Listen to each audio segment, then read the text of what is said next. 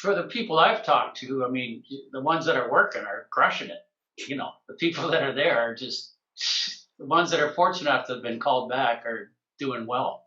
So again, to my theme, people, process, and pay plans.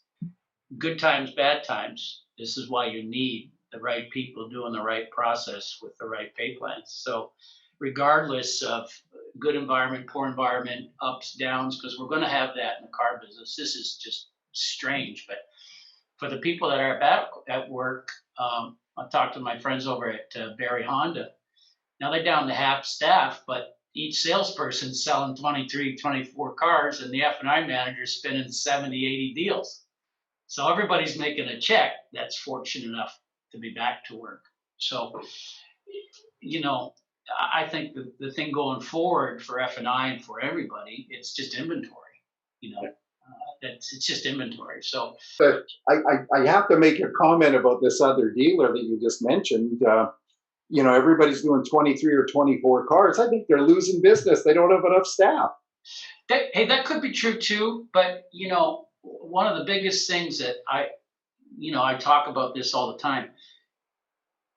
Some of the most important people in the dealership is a kick-in receptionist. And the thing they've done, the kick-in receptionist, that really, I mean, that's a tough job. But it makes or breaks a lot of people when you're calling in on an automated system. Hit 1 for service, 3 for parts, 4, and then you get the shut. I mean, some of them have 5 levels. So you push one for sales, and then have you been here before or not? And it's ridiculous. Yeah, and then next you know you're at the Ramada Inn. You know, it's the thing is, you know, it's crazy. And the number one voicemail is they should have been hiring back as the right receptionist, but. Hey, listen, everybody's struggling. Everybody's, you know, SG&A for dealerships kills them.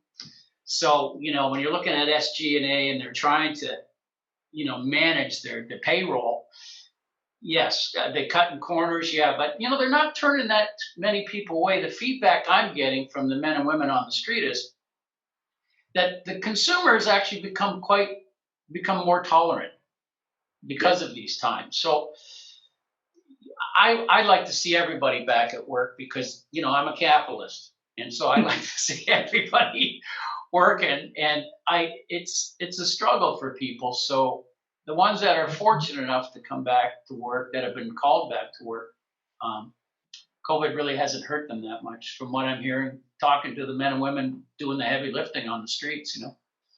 So tell me something, actually. I'll direct this to Bruce very quickly, and then we got to move on, gentlemen. We try to keep it to within an hour, but and Greg, perhaps you could pipe in at the end. So if we have a second wave, God forbid, but a lot of signs are pointing that way. How's that going to? What kind of effect it's going to have on business, on F&I, on subprime, on everything? Right, second wave. I certainly hope it doesn't happen, but we're prepared. I mean, we've been through it once before. We're positioned well to go through it, again. People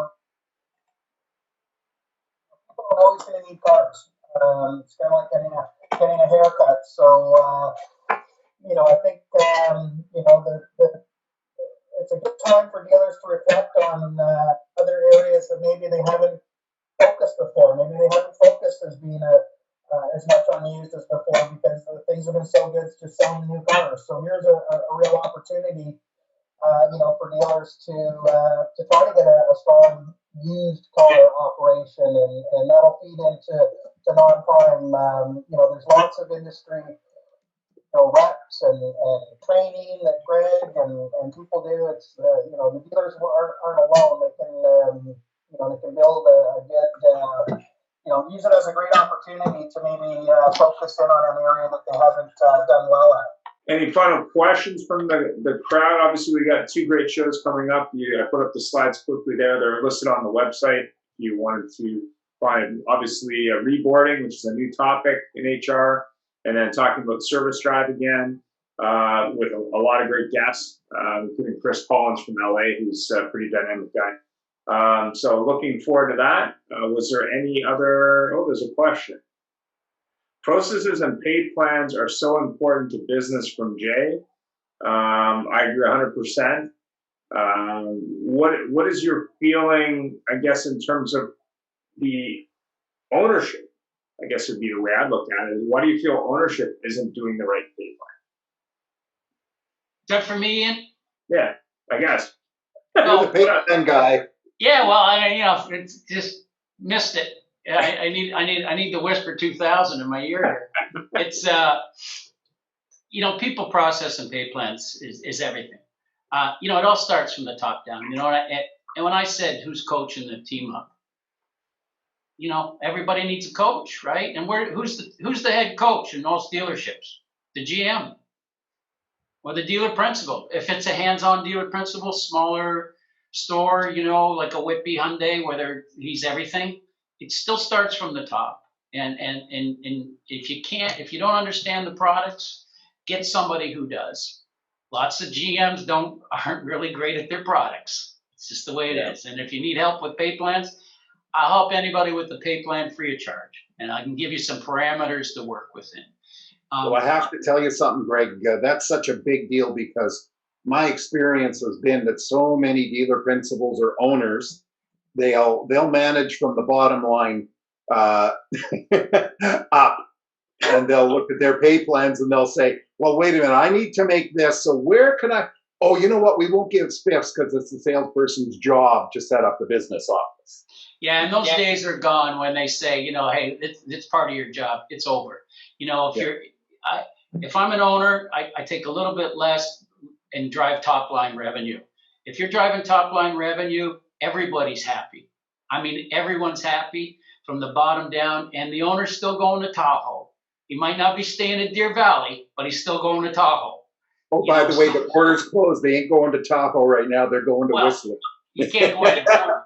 Or Blue Hill, not Blue Mountain. Yeah. No, Blue Hill. This is out west. It's a hill.